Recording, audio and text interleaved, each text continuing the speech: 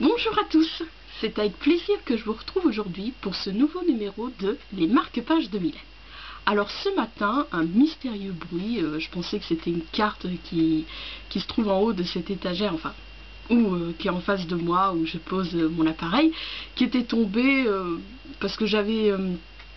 bon, j'ai pas ouvert mon Velux, mais il y avait l'aération qui était ouverte, donc je chantais légèrement voilà, l'air. Alors je me dis, voilà, peut-être qu'il y a un petit vent d'air qui a fait tomber la carte. Bon, bref, donc j'ai entendu ce qui me semblait être une carte qui est tombée, mais en fait non, rien. Donc finalement, j'ai été réveillée à 4h30 par là. Et je me suis dit, bah, je vais en profiter pour finir de lire la bande dessinée Un petit livre oublié sur un banc. Oui. Donc, qu'est-ce que je voulais dire? Je sais même plus. Oui, pardon, oui. Je suis désolée parce que j'ai plein de choses à vous raconter par rapport à cette bande dessinée.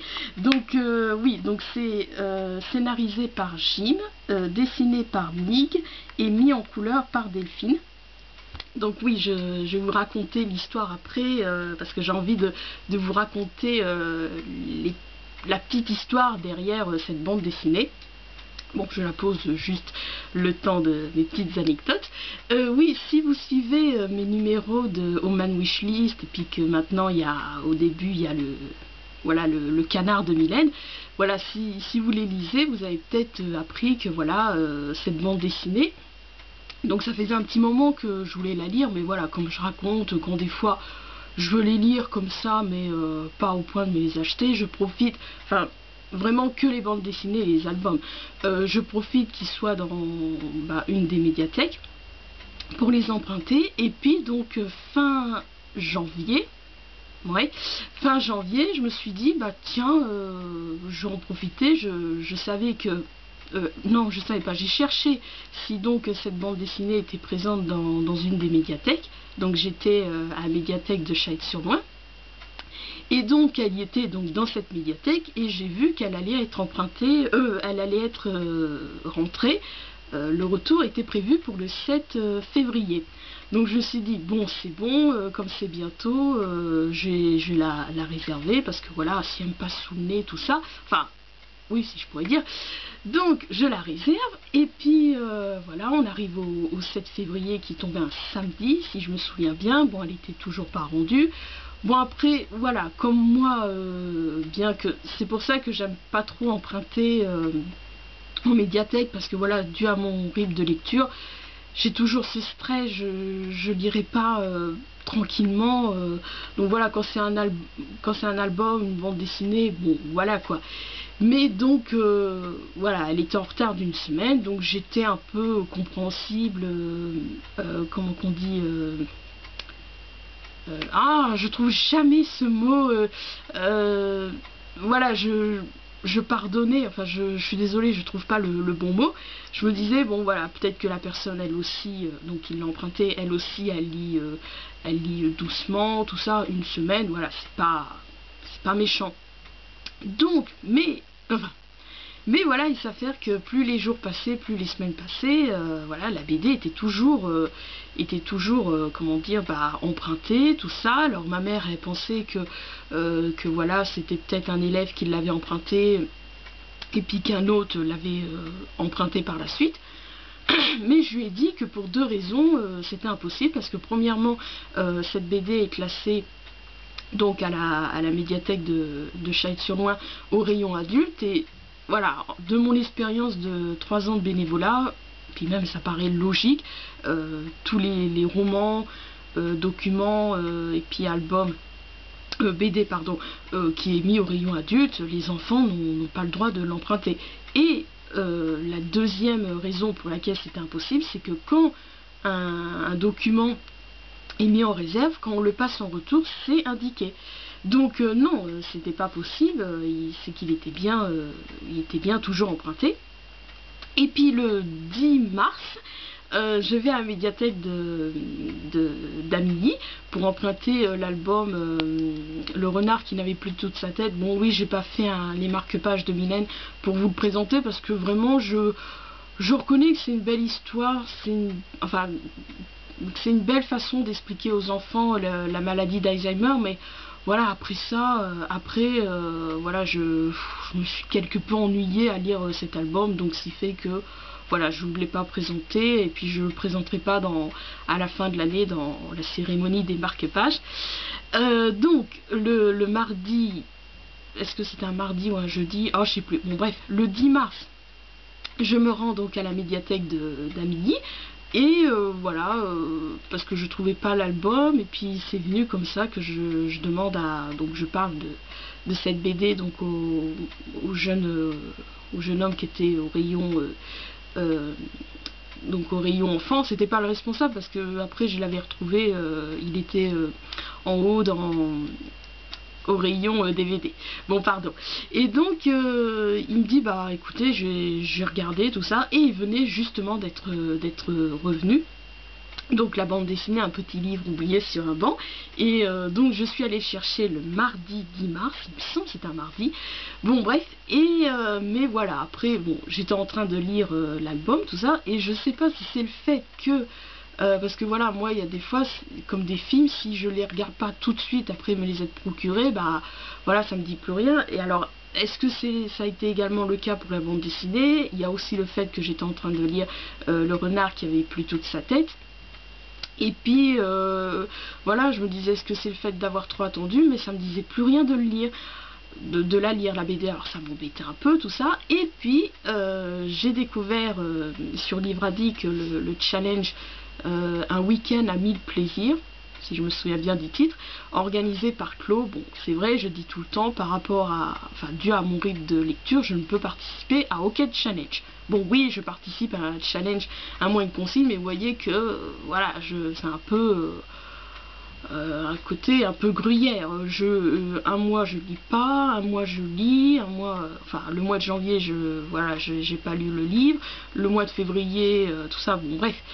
Mais voilà, je me disais, c'était pas trop contraint comme le week-end à 1000 où il faut lire 1000 pages. Donc il y avait deux possibilités donc de ce challenge.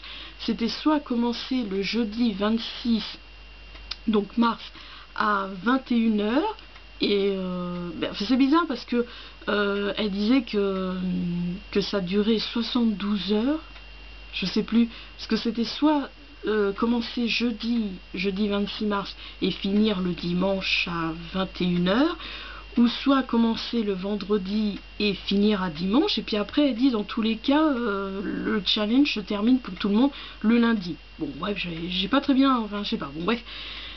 Donc je me suis dit, c'est l'occasion donc pour lire la bande dessinée Un petit livre oublié sur un banc. Bon, au début j'avais dit je commencerai jeudi. Pardon. Mais voilà, jeudi j'ai eu comment ça s'appelait déjà, un truc par le biais de Pôle emploi, voilà, pour nous apprendre pour nous entraîner lors des entretiens d'embauche, tout ça, machin, ce qu'il faut faire, ce qu'il faut pas faire, tout ça, mettre en avant nos points forts, bon, blablabla, tout ça. Donc, ce qui fait qu'après, je veux dire, le soir, voilà, j'étais trop naze pour commencer la BD, donc le challenge. Et j'ai seulement lu l'espèce de prologue, enfin le petit mot du scénariste, tout ça. Et donc j'ai vraiment bien commencé le vendredi 27. Alors j'ai reprécisé à Claude, j'ai dit oui, voilà, finalement comme je l'ai lu dans la nuit de jeudi à vendredi, pour moi je l'ai commencé vendredi. Elle dit il n'y a pas de souci, tout ça. Donc voilà, ça se lit bien, ça se lit vraiment bien. Je me disais oui, super, pour la première fois de ma vie de lectrice je vais réussir un challenge. Mais voilà, c'est pas évident parce que comme vous le savez, moi il me faut le silence total pour lire, et cohabiter avec un frère passionné de musique, c'est vraiment pas évident. Donc malheureusement je n'ai pas réussi le challenge. Donc voilà pour toutes les anecdotes. Donc venons-en à l'histoire d'un petit livre oublié sur un banc. Donc ça raconte l'histoire de Camélia, ouais, ça s'appelait comme ça, oui, Camélia, une jeune femme, c'est pas vraiment son âge, donc qui travaille dans ce que j'ai deviné être un cybercafé. Et un jour, lors de sa pause déjeuner, elle découvre sur un banc un petit livre. Donc elle commence à le lire, tout ça. Après elle reçoit un coup de téléphone de son amoureux. Et puis après elle repart avec le livre. Et puis après elle voit un vieux monsieur qui est assis. Puis elle dit ah en fait monsieur ce livre c'est pas à vous, tout ça. Il dit non non tout ça. Donc elle commence à le lire par curiosité. Elle dit elle fait part à son compagnon. Elle dit c'est marrant ce livre, c'est chiant mais voilà il y a... Voilà, elle continue à le lire et elle s'aperçoit qu'il y a des mots qui sont entourés. Et donc elle a relevé tous les mots et ça fait une phrase, tout ça. Et après, voilà, il suscite en elle une curiosité, qui c'est qui a déposé ce livre. Et surtout que le livre, il n'y a pas d'auteur, ça s'appelle... comment qu'il s'appelle le livre alors que je vous retrouve vite fait le... à l'ombre des grands sols pleureurs, donc auteur inconnu, tout ça. Et voilà, va s'en suivre après comme une correspondance entre ce mystérieux auteur et donc Camélia. Elle veut savoir qui c'est, tout ça. Donc l'histoire est vraiment sympa, et donc il y a un bon fil rouge. Mais voilà, après, hormis ça, j'ai pas réussi à m'attacher au personnage. Et par moments, alors je sais pas si c'est parce que... Est-ce que j'étais pas concentrée, enfin à fond dedans, je sais pas, mais je trouve des fois ça manquait de cohérence. Donc oui, j'ai pas réussi à m'attacher au personnage, surtout que voilà sa collègue de travail à Camélia est... Bon, au début, c'est parce que pour elle, voilà, parce que Camélia elle en fait part donc enfin, elle en fait part malgré elle, parce que elle est là à son travail, donc elle note tous les mots donc qu'elle a entouré, et sa collègue elle lui dit qu'est-ce que tu fais Camélia, tout ça, puis elle lui raconte, ah c'est marrant, j'ai trouvé un livre sur un banc, voilà, et puis il y a des mots entourés, je les ai relevés, au final ça fait une phrase, tout ça. Et puis sa collègue elle dit ah mais oui mais t'imagines, c'est un psychopathe, tout ça, machin. Donc au début c'était marrant, voilà le délire de sa collègue, ça donnait un petit peu une petite touche d'humour, mais très rapidement j'ai trouvé ça un peu lassant. Donc c'est pour ça que je dis que j'ai pas réussi à m'attacher au personnage. Et je trouve que, donc pour en revenir, que est-ce que je l'ai lu mais sans être enthousiaste, je sais pas, enfin je sais pas, parce que d'un côté je reconnais que l'histoire est sympa, que voilà on a envie de savoir tout ça, donc c'est pour ça que je l'ai lu assez vite au début, puis après voilà c'est pour ça que j'aurais pu réussir le challenge. Pardon.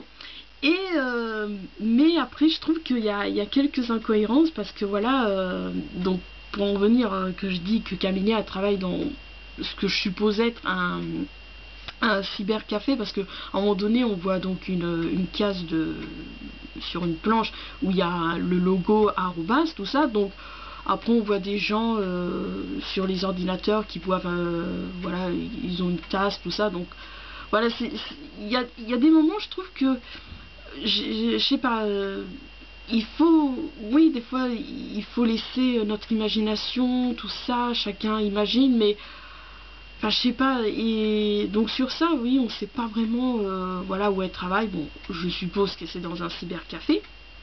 Et donc sa collègue elle dit oui, imagine, c'est un serial killer, voilà, il a une combinaison à la tête, je sais pas quoi, enfin bon bref, elle part dans un délire sa collègue. Et puis après donc en fonction des mots qu'elle a entourés, Camélia pardon, elle a dit que ça fait une adresse. Et puis sa collègue a dit ah mais c'est l'adresse d'Étienne je sais pas quoi, donc comment ça s'appelle, un vendeur de chouchous et glace, tout ça. Et en fait cette personne là on la voit avant, donc voilà, ils sont en train de décharger du matériel, Camélia et sa collègue, tout ça. Et là donc elle voit ce fameux Étienne, tout ça, puis elle dit ah pardon je vous avais pas vu, tout ça. Mais c'est ça, parce que je me dis mais attends, ils le connaissent, mais nous on connaît pas d'où il vient, tout ça, enfin moi pour ma part hein, je me dis mais je sais pas, à un moment donné je me dis mais où est-ce qu'il vient cette personne, d'où ils le connaissent, tout ça, machin. Et en fait c'est vraiment pourtant j'aime dans les BD, même s'il n'y a pas de dialogue, j'aime bien bah, bien regarder les images, tout ça. Et effectivement, en revenant en arrière, effectivement, il y a une case où on voit puis encore, on voit même pas c'est de profil, son stand, on voit même pas le stand de face avec écrit Étienne, je sais plus comment c'est son nom. Voilà, on voit effectivement le stand de profil avec, voilà, on reconnaît le profil de ce fameux Étienne. Après, quand elle repose le livre sur le banc, on le revoit, mais je me suis dit, ah oui, d'accord, c'est cet Étienne-là, tout ça. Donc voilà, je trouvais que par moments, ça manquait un peu de cohérence, comme après, à un moment donné, donc elle suit une personne qui suppose que c'est lui la personne voilà, qui écrit dans le livre, qui a déposé le livre, tout ça, machin. Et puis après, à un moment donné, donc il y a deux petites cases, enfin il y a deux cases, voilà, où ça parle, tout ça. Et donc on lit, mais après on dit, ah d'accord, elle était en train de raconter ça à sa copine. Moi je pensais que c'était, on suivait sa pensée, tout ça. Donc voilà, des fois c'est ce que je reproche un petit peu, c'est que voilà, l'histoire est sympa, c'est un bon fil rouge, c'est vrai qu'on aimerait savoir. J'avoue, à l'occasion, bien évidemment, je lirai bien volontiers le tome 2 pour savoir. Mais voilà, heureusement, puis même, je sais pas si je l'aurais acheté. Je me souviens, si je me trompe pas, l'année dernière, quand j'étais allée au salon Coinstabule, je l'avais vu. Mais voilà, heureusement bah, qu'il était dispo à Médiathèque de Chalette pour que je l'ai emprunté, parce que vraiment, je l'aurais pas acheté. Ça m'aurait fait mal, encore une fois, de payer, je sais pas combien il coûte.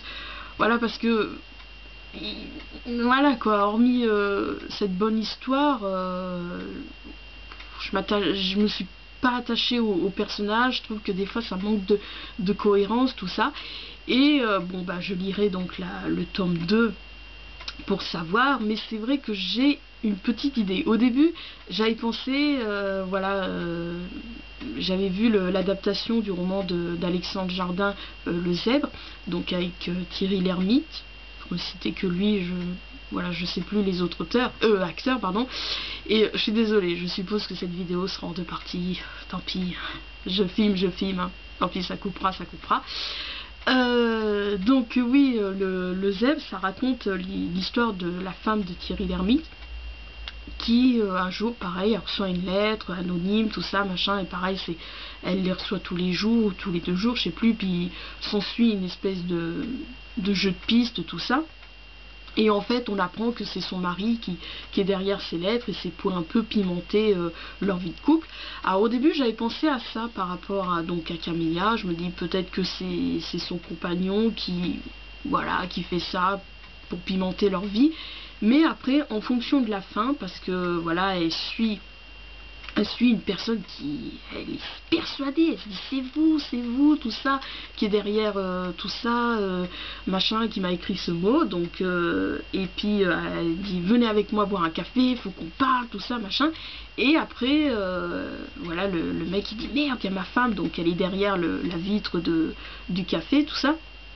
Et puis donc elle rentre, alors son mari, il dit ah Sylviane, oui, il me semble qu'elle s'appelle Sylviane, oui Sylviane, il dit ah Sylviane, c'est parce que tu crois, je connais pas cette personne, tout ça, elle me prend pour une autre, tout ça, et puis elle voit, donc Sylviane, elle voit que Camélia, elle a le roman, non, je me souviens même plus, le truc de Sol pleureur, là, je sais pas quoi, à l'ombre des grands sols pleureurs, et puis elle lui demande c'est à qui ce livre, tout ça, et bah, Camilla a dit bah, c'est à moi, et donc la femme, Sylviane, elle sort le même livre du sac, et elle dit on est en train de lire le même livre. Et ça finit comme ça. Alors, finalement, j'ai une autre déduction sur voilà, donc en fait je me demande si c'est pas donc l'auteur, voilà, il est anonyme, donc la personne qui a écrit ce livre, peut-être qu'il a pas réussi à le faire éditer, donc c'est pour ça qu'il a pas mis de nom, peut-être qu'il se l'est fait, voilà, il a demandé à quelqu'un de juste le relier, tout ça, enfin faire comme que ça soit un livre. Et il observe des jeunes femmes qui apparemment semblent s'ennuyer dans leur vie, qui, voilà, que leur vie semble monotone. et voilà, il les surveille et il les sélectionne pour leur offrir ce livre, et voilà, pour donner un petit piment à leur vie. Donc moi, c'est ma déduction, c'est voilà, j'ai cette hypothèse là à voir pour le tome 2, donc qui sort à la fin du mois. Mais comme je vous dis, je vais en profiter qu'il sort voilà, avec une des médiathèques là pour voilà, pour l'emprunter. Donc voilà mon avis donc sur la bande dessinée Un petit livre oublié sur un banc. Et je me suis dit, voilà, c'est comme une évidence, j'ai opté donc pour ce marque-page, donc voilà, où on voit un livre. Je l'avais reçu lors d'un swap, je sais plus qui c'est qui me l'avait offert, je suis désolée, j'aurais pu penser. Hier j'avais pensé chercher, mais bon, je me suis dit, voilà, bon. Donc, pas ce soir, parce que je sais que Margot organise un live à 20h30 si je me souviens bien. Bon bref, donc je ne vais pas le commencer ce soir, mais peut-être demain. Bah oui, il faut pas aussi que je sois en retard, parce que c'est quand même ma lecture pour les challenges un mois une consigne, donc du mois d'avril. Donc dès demain, je vais commencer donc la nouvelle de Annie Proulx, Brokeback Mountain. Et donc comme je vous dis, cette fois je vous montre le marque-page, parce que je me suis dit voilà, c'est deux cow-boys, tout ça, ils vont garder des moutons, je sais pas quoi, enfin dans mes souvenirs, bon, bref. Donc je me suis dit, je vais prendre ce marque-page, voilà, où on voit la jeune fille avec le petit agneau, voilà. Et après, pour le mois de mai, bon, je sais que c'est pas dit que c'est écrit petit, enfin non, c'est petit, c'est écrit assez gros. Je sais pas, peut-être que je vais le lire vite, enfin je sais pas, bon bref. En tous les cas, après, oui, je lirai donc mon choix pour le mois de mai du challenge Un mois une consigne, qui est donc le roman de Jérôme Lambert, Mardi maudit. Oui, il faut que je le lise, parce que c'est sûr, enfin, normalement, le 3e tome, donc Jamais le mercredi, il sort en août. Donc voilà, comme ça au moins il sera lu, ça fait 2 ans qu'il est dans ma palle. La honte. Donc, et je sais toujours pas quoi prendre comme marque-page, je sais pas, à mon avis ça sera Dolan, je sais pas. Donc voilà, bon je vois que j'ai quand même eu le temps, mais j'ai quand même arrêté, je veux pas que ça se coupe. Donc voilà, ainsi s'achève ce 12e numéro, si je me trompe pas, de les marque-pages de Mylène. Donc sur ce, je vous embrasse et je vous dis à bientôt.